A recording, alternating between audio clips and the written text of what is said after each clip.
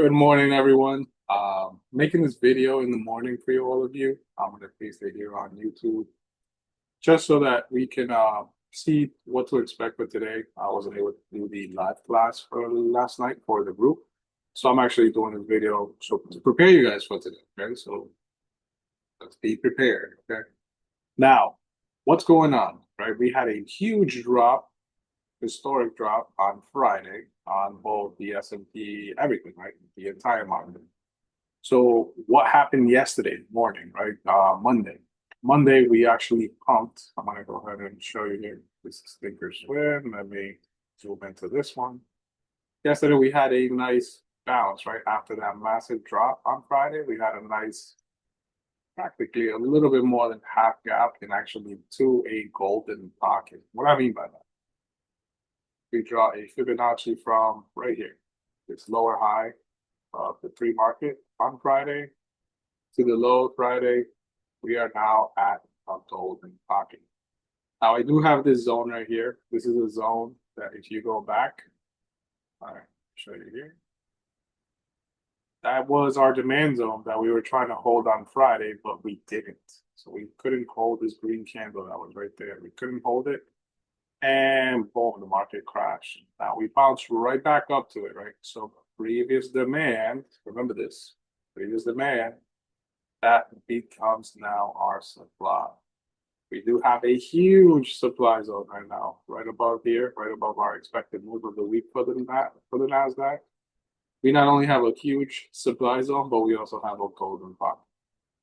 We have to see if New York is going to have enough strength to break through all this, or if this is going to be marking, the new top, the new lower high on this bigger downtrend that the market is having to continue to, come down. As of right now, we are still bearish. This is a bearish market.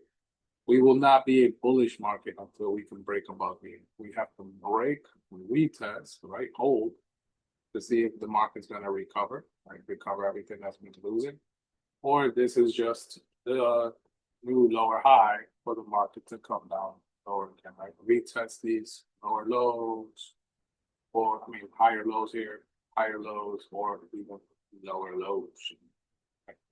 So we are at a critical point for the market. So that's what's going on there. On the ES is not as strong. It didn't bounce as hard as the Nasdaq did. It actually, this is the zone that we were just looking at with the Nasdaq, but this is now on the ES. This is where it needed to hold on Friday. Could not hold it, dropped. Yesterday we had a nice bounce, right? What we call half gap bounce from this high to the bottom, bounce 50%. So that's half gap. Came down overnight. Now we're pumping again towards it. This is the expected move up for the Nasdaq, for the S&P 500. But here is where we're also going to have an issue right here at this 50 half gap, and also the golden pocket. So the ES is a little even more bearish than the Nasdaq. Right, the Nasdaq is right at that, cusp, right at that cusp of maybe turning bullish again, but it has to break and hold. The ES still has a lot of room. Still has a lot of room to make up in order to be considered to be in a bullish market again. As long as we stay below here, we're still a bearish. Right? That's pretty much what's going on. What to look for? Let me now share my trading view with you guys, and it will be right here. Okay, so I'll go right here. I'll maximize this, and then what we'll do is look at what happened overnight. So I have the sessions. Okay. Here's Tokyo. Tokyo had a huge bounce, right, off this 29,326 level. So we had 100, 200, 300, lows to 370. Here's our London session. It just started at 4 a.m. It has swept, right? It broke above Tokyo highs. So London just recently at 7:30 a.m. broke above London highs. we have to wait for New York to see if New York is going to also sweep the London high and then come down.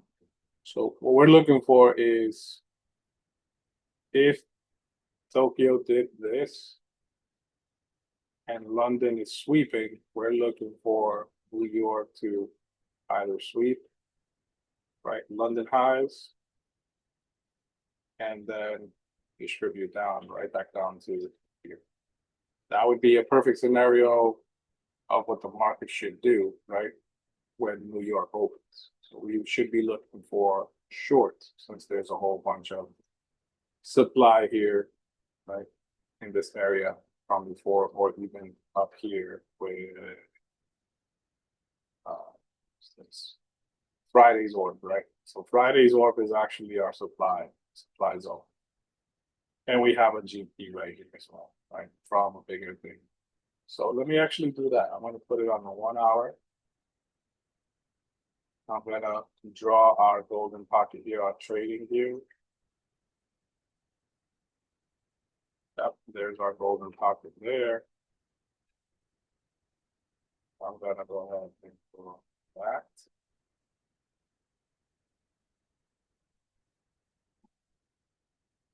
Now what I'm gonna do is complete over.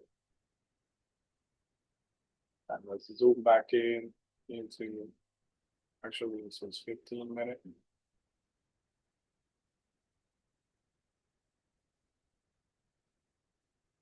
And this entire section is so yeah, I mean that's kind of the idea. I want New York to distribute back down again. Okay. The New York session starts soon. It is now 8 a.m. in the morning. Should be starting soon. Let's see. I mean, London did sweep Tokyo.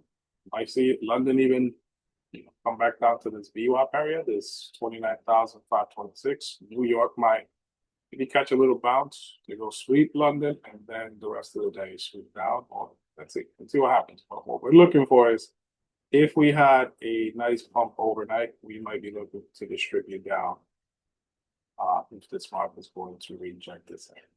All right. That's the idea. That's kind of like what I'm seeing. You know, here is 2 minute. Here's my 5 minute. This was a beautiful entry short. If you were going to enter short, that was a nice short at 29,726. Target right here, 626, maybe even down here. But you know, I kind of like to wait for the New York Open and then to give us our opening range as well. So be patient, and wait for your right setups. All right. That is the video I wanted to send to you guys. Have a green day, and I will see you tonight. Peace.